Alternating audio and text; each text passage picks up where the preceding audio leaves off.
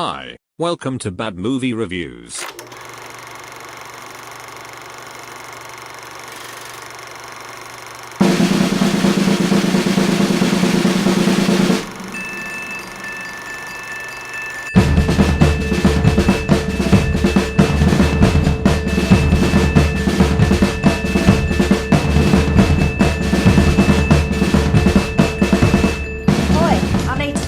Love. Are you serious?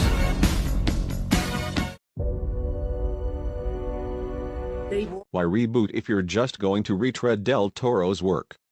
This plays more like a streaming show than a movie, but the movie is gloriously gruesome if you're into that. The attempt here to usher in a new era of the beloved Hellboy demon is so misguided and dismal, you won't know whether to laugh or cry.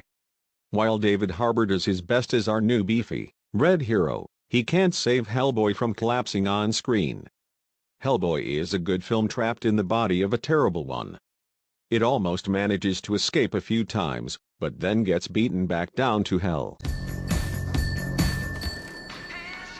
Oi!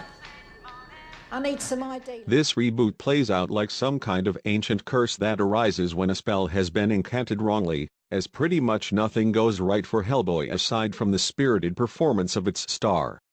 Ever heard of the phrase, if it ain't broke, don't reboot it?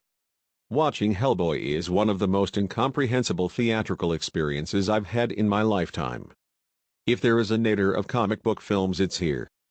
Hellboy was better left in purgatory. This Hellboy may be fresh out of the inferno, but he's still half-baked. This thing's real good.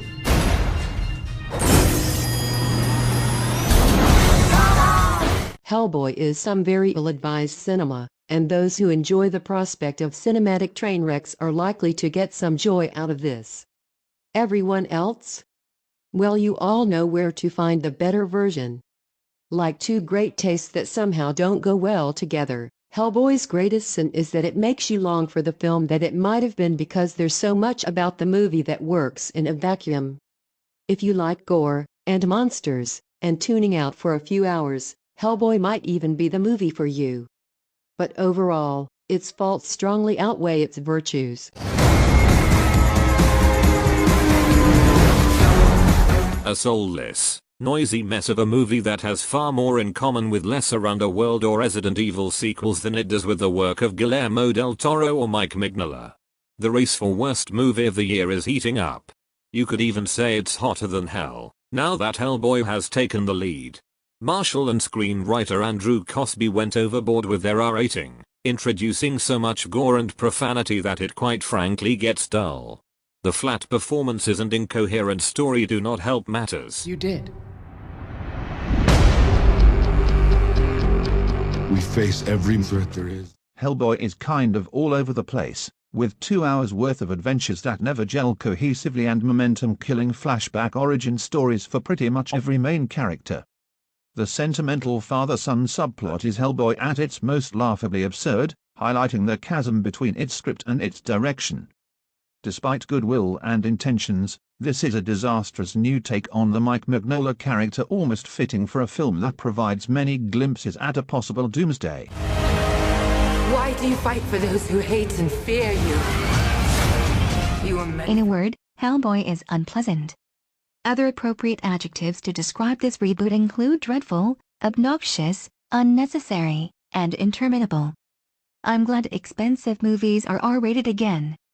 But this is the doofiest kind of maturity, like boring CGI blood sprays and F-bombs galore.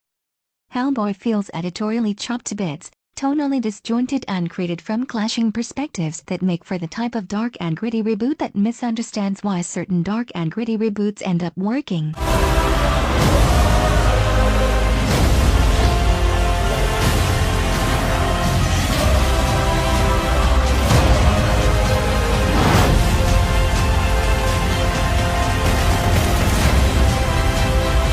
Be my king. We belong together, you and I. We do, but this is not gonna work, you know, because I'm a Capricorn and you're fucking nuts!